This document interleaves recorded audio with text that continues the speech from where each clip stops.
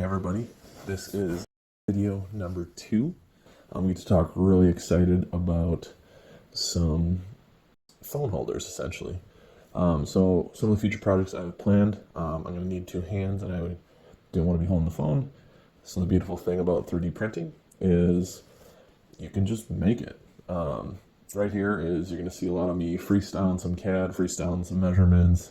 Took like 2 quick measurements off the phone and then just kind of like I said, freestyling it. For anyone that's technical, I'm not using the best CAD practices out there. A lot of synchronous modeling, not parametric modeling, which for those that don't know, very bad practice. And I was kind of in a haste because I'm excited to get to some of the projects. This is just quick and dirty CAD, I'd like to call it, and just getting it done.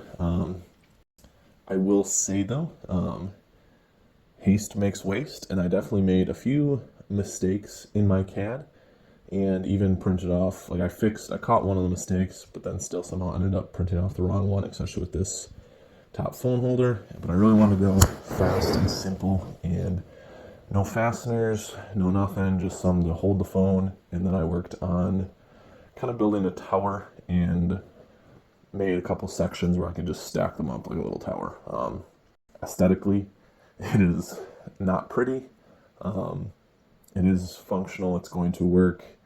I'm going to add another piece in a future video showing off some of my mistakes, just because it's fun to be like, I was trying to make this as fast as possible without measurements, and you know, you make mistakes and you go fast. So all part of learning, part of having fun, going through it. Also, not best practice is these are massive parts and spent a crap load of just filament. If I was a lot smarter with my planning and I wanted to spend more time on it, I could definitely work on using just less filament and planning out the design a little bit better. These are very big parts. I essentially had to print one at a time of the 3. I did slice it as 2, but I skipped one of the parts essentially. And then the chaos ensued after started to print it off. These were hours of long print just because of how much filament was used. I did walk back the infill and wall loops to try and help it. But essentially just kind of time and a lot of filament. But like I said, non-functional.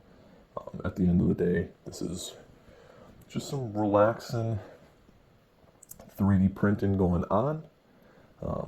It's kind of fun with these time lapses of just watching the filament head and extruder and dance around like it's at a disco. But yeah, so this is kind of project number 2.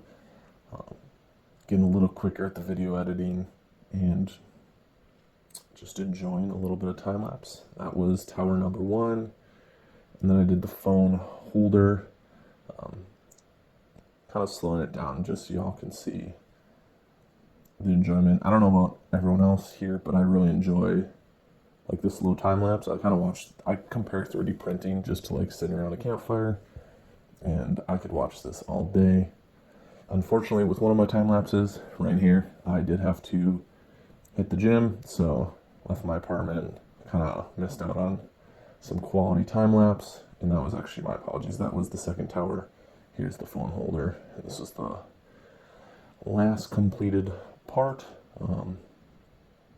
Like I said, on this part there was a miss, but then I did fix it in CAD, but somehow I didn't slice the correct part. And then even if I fixed this part, because of how I built the towers, I still had an error. Like I said, I got a fix coming up once I print it off.